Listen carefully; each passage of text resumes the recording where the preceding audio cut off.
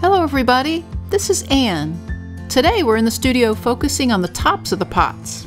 For help with this, I turned to the almost 6,000 members of the Pottery studio group to ask them their favorite ways to decorate their rims. I received so many creative solutions that I was like a kid in a candy store. I wanted to try them all. But for this video, I chose 4 of my favorites and also added a few fun ones of my own. The first pot I thought I'd try is a simpler version of this gorgeous split rim bowl made by Linda Tebbets. First I threw the bowl with a thicker than usual rim and let it dry until it just firmed up.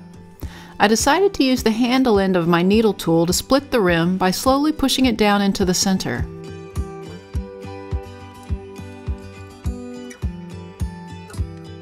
I then marked the bowl from north, south, east, and west. I then pinched the rims at the marks.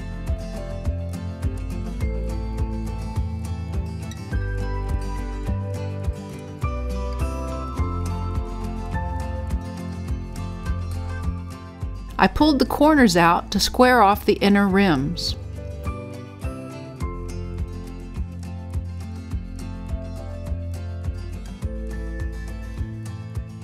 Linda suggested that you could also add buttons along the pinched areas, like in the picture of her bowl.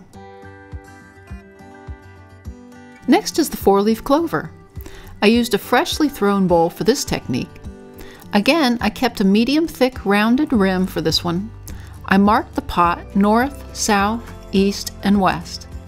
Then I placed my fingers on one of the marks with 1 finger on the inside and 2 fingers on either side of the outside. Then I pinched. Next, I turned the bowl to the opposite side and repeated the same process. I did this all around the bowl until it was squared off. I then placed my fingers like so from corner to corner on the outside of the pot. With my finger on the inside, I gently stretched out the rim and repeated it on the other side.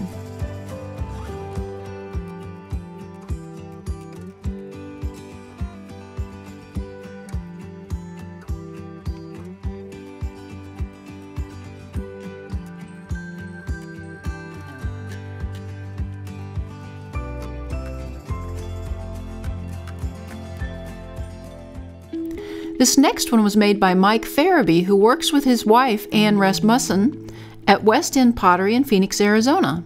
I started like the last one with a freshly thrown bowl and a medium thick rim. This time I made 3 equally spaced marks. For these pinches I used 2 fingers, one on the inside and one on the outside to twist the clay like so. I just had to make sure I twisted each one in the same direction. For fun, I added a swirl to the floor of the pot, like Mike's bowl.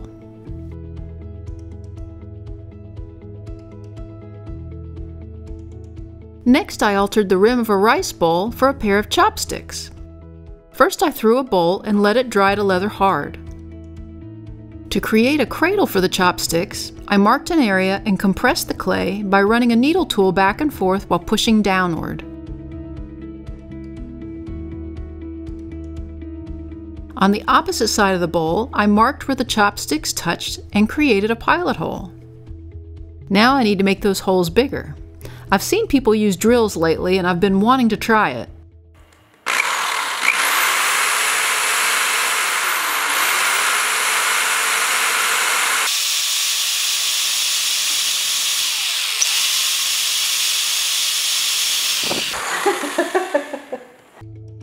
Well, that was fun. And I got it to work too. But in hindsight, I probably could have used a less aggressive tool.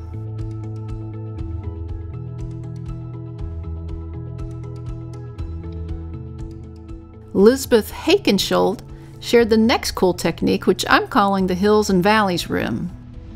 I started out with a freshly thrown bowl and gently marked 2 parallel lines about a ½ inch under the rim.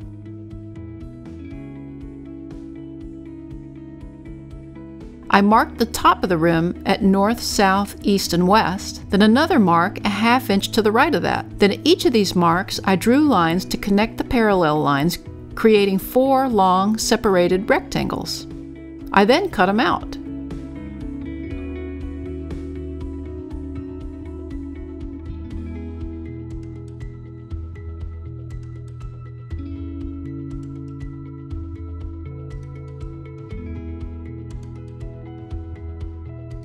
I cleaned up the holes as best I could. I then gently pushed down on the top of the rim in the center of the rectangle to create an undulating rim. When the bowl dried to leather hard, I cleaned up the holes even more and added little bits of clay to look like almost little pins holding the top down. Next is a rim I created in the Underglaze Painting 101 video. I marked out north, south, east, and west. Then I marked a slight line between a 1/4 inch to a 1/2 inch mark under the rim. I cut the clay down to that mark at each point, then gently folded one of the corners to the inside.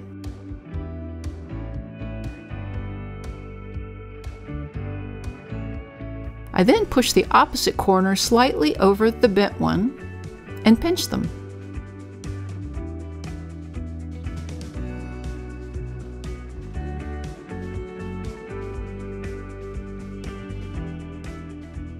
I like a clean straight line on the outside, so I cut that back in the clay. I think this particular rim might look even better on a bowed out pot, so I stretched the clay underneath the cuts.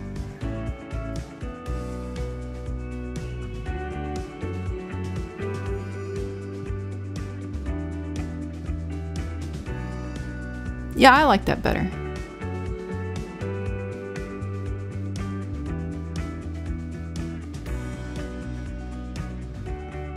Debbie Schwartz Murphy posted this beauty that I thought would be fun to try.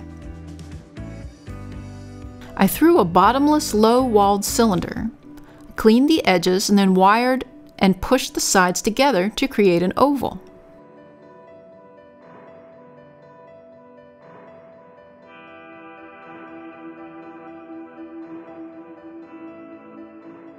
I rolled out a slab, placed the oval on top of it, and attached it.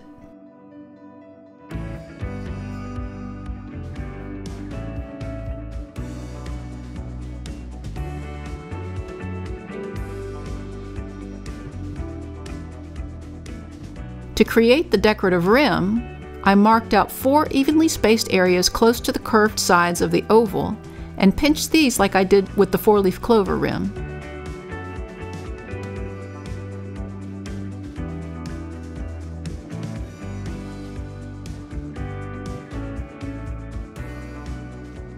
I then stretched the flat sides of the oval like so. Finally, I stretched the curved sides of the oval to create this shape. To echo the pinched rim, I used my finger to push some of the clay up around the foot of the piece, like this. And now for something completely different. We wanted to find other things that might create cool rims. Naturally, the first thing we thought of was a toy fire truck.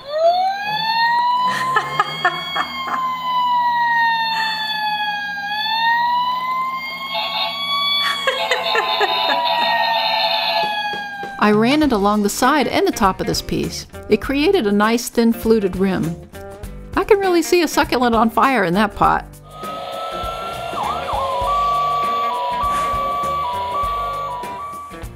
For this one, I used the top of an old felt tip pen on the end of a paintbrush.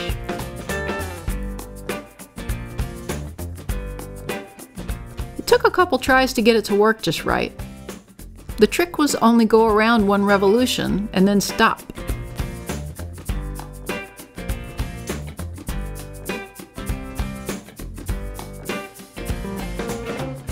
Jim came up with his next idea. He got an old wire brush from a Dremel tool. He then put the end of it in a wooden ball so it would spin. I had my doubts, but here's what we got.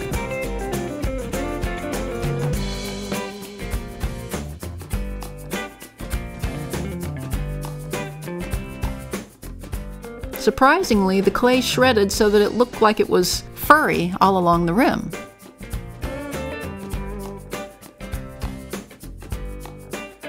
The lesson in all of this is don't be afraid to experiment and find your own voice.